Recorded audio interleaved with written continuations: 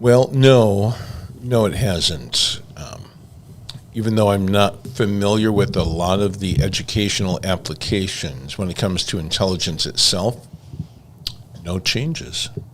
Well, intelligence, I mean, if I take a look at the AI program and what they're trying to accomplish, I'm seeing a goal of attempting to do the sort of thing that Ray Kurzweil talked about even back in the 1990s. Talking about transhumanism, human 2.0, trying to replace, basically to arrive at a singularity, to replace the human body in case someone were to die. It's to solve the problem of mortality. And so when I hear the word intelligence in an AI context, I'm not hearing anything in ChatGPT that changes that. How about let's take a step back. How would you define intelligence? Yeah, so intelligence is something that is personal in nature. It's the ability to essentially to learn, and learning can be done in one of 5 broad ways. I mean, learning can be done using math deduction. It takes intelligence to do that. Mathematical induction, scientific induction, or the scientific method. The historical method requires intelligence, but also being able to receive truth from a trusted authority figure takes intelligence, because you have to discern the credibility and the message coming from the person who's sending that message. Yeah. Do you mind giving some examples of each of these aspects? Sure. So math deduction, I mean, that's the sort of thing that you do in a geometry class where based on the givens, you then go through and use logic and theorems to arrive at a conclusion. Mathematical induction is just a specialized topic within the pre-calculus curriculum where you reason, instead of from general to particular, you reason the other way around, from particular to general. But yeah, there's a process for doing math induction. It's kind of specialized. Mostly it's just math students that know about that. Scientific induction is the name given to the scientific method, which starts out with, some real world problem where there's a working hypothesis. You design an experiment to test the hypotheses, and then based on p-values, you either reject or fail to reject the null hypothesis at certain alpha levels. So, I mean, that's, the scientific method essentially comes down to using a model to calculate those probabilities, those p-values. Now, the historical method, that's a fourth way of knowing that we often see going on in a court of law. You have, in a court of law, they use eyewitness testimony, written testimony, and artifacts like Exhibit A, Exhibit B. And based on that, a jury of your peers is supposed to try to eliminate reasonable doubt to either, in a criminal trial, render the accused either guilty or not guilty.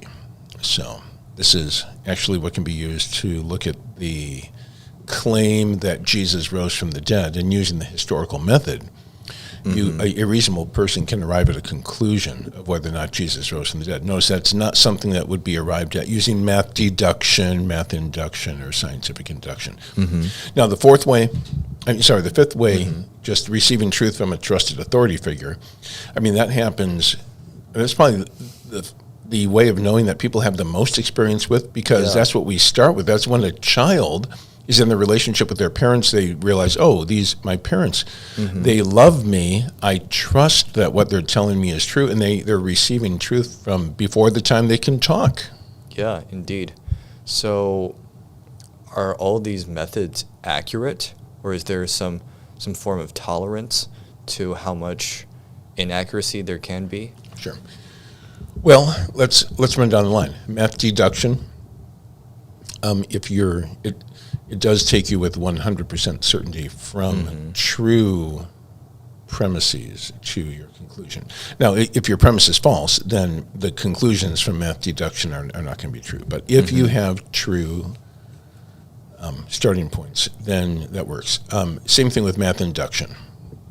You can arrive at truth with 100% certainty. Now, with scientific induction, the scientific method, it's well known that you've got type 1 errors and type 2 errors. So there's just a whole science of analyzing the probability of correctly rejecting the null hypothesis, of incorrectly rejecting the null hypothesis, type 1 error, or incorrectly failing to reject the null hypothesis. We also call that false positives and false negatives. So yeah, you will get incorrect conclusions with the scientific method. Same thing with the historical method. You can get type 1, type 2 errors in the courtroom. And also receiving truth from a trusted authority figure. Sometimes trusted authority figures give false information, or they just build up trust and then they lie to people. So yeah, there is possibility of learning things that are false through several of those methods. That's true, yes. So let's take a step back to artificial intelligence. What kind of learning methods do you think would the agent employ so that we can consider it to be some form of intelligence or resembling human intelligence in that sense? Well, I mean,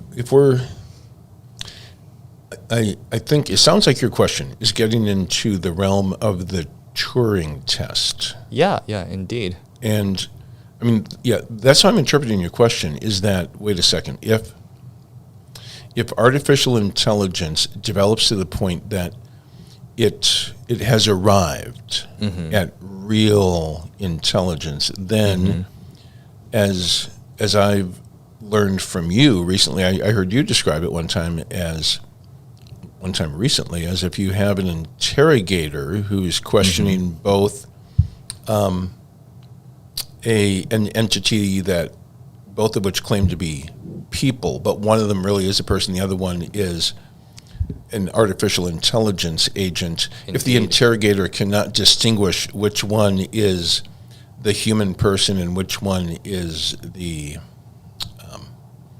agent created by humans to resemble a person or to accomplish everything that a person does, then if the interrogator can't tell the difference, it passes a Turing test. So I believe, my stance is that that artificial intelligence will never get to the point of actually passing the Turing test and achieving personhood. Personhood. Yeah, that's a very interesting word. Do you mind expounding on that? What does it mean to achieve personhood? What does it mean to be a person? Actually, yeah, why don't you just answer that question? Okay, so personhood, and there is, I mean, if you Google personhood theory, stuff comes up. And I learned about personhood theory by reading Nancy Pearcey's book entitled Love Thy Body. And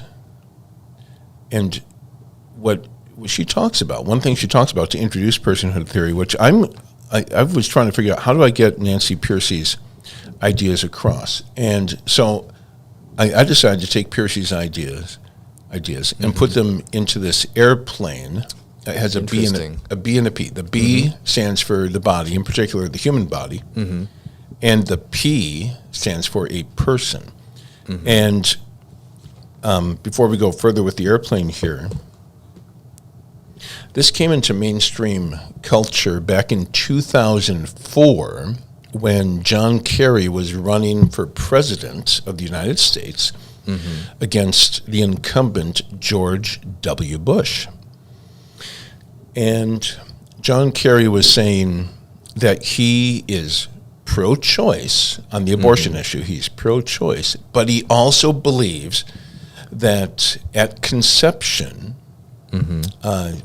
you have human life, that life is human from conception. And the reporters who heard John Kerry say this, one of them said, well, wait a second, how can you say you're pro-choice, but believe that life is human from conception. And he explained. He used personhood theory without actually using the phrase personhood theory. He said, well, that human life, that fertilized egg, is not yet a person in the way that we would think about it. So in the Christian worldview, in like the book of Psalms, when David is writing about being knit together in his mother's womb, he says to God, you have knit me together in my mother's womb. He doesn't say you knit my body together. David makes no distinction between the body and the person. The body is the person.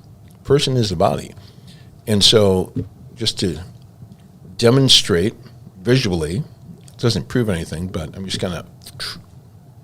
Well, to me, that looks like a beautiful flight. Yeah. When body and person are integrated, you have you see no distinction between them. However, what John Kerry was doing was he was saying, I actually separate person from body.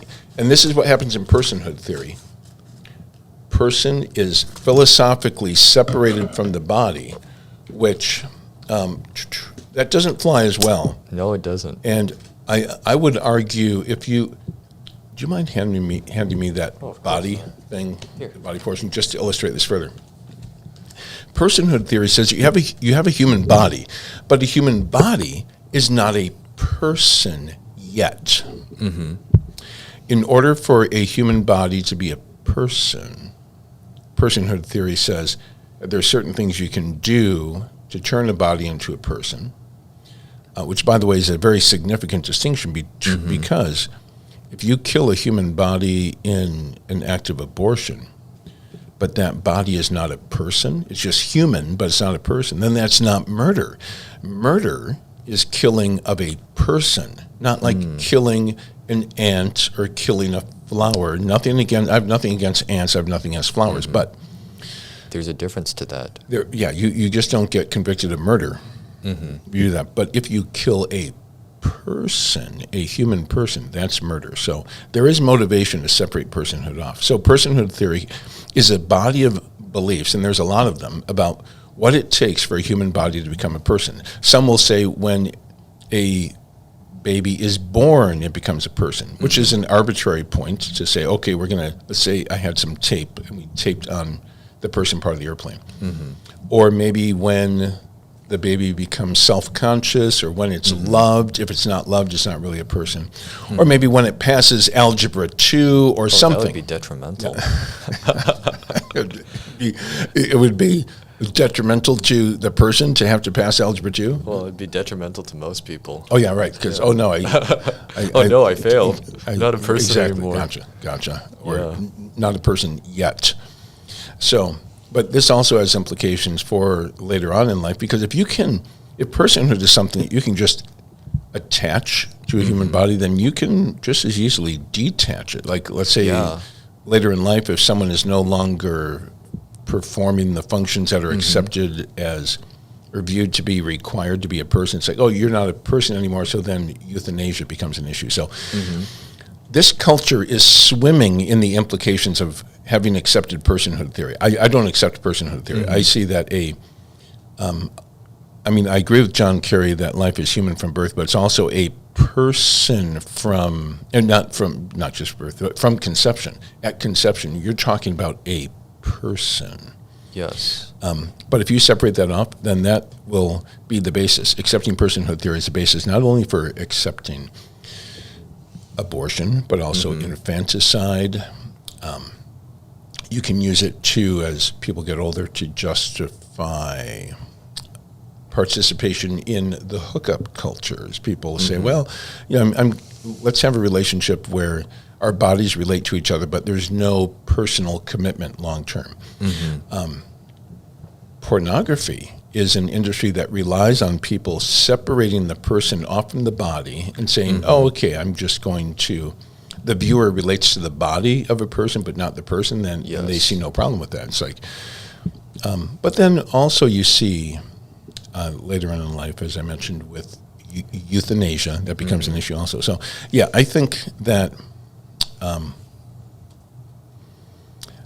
that in order for artificial intelligence to pass the Turing test, it would have to create a human body that also functions with intelligence in a way that only a human being created by God can do, which in my mind brings up a related issue. I don't know if you want to go there or not, but is there any reason to believe that our human bodies have an origins narrative of having come about from mud and rocks, ultimately by chance and without intelligence? Could it be that we are uncreated and that we are then free to try to create, maybe do a better job of creating the human body? Because, I mean, on that view, it seems reasonable, because if we came about by accident, maybe now that we're intelligent, maybe we could make human 2.0 or human 3.0. Yes.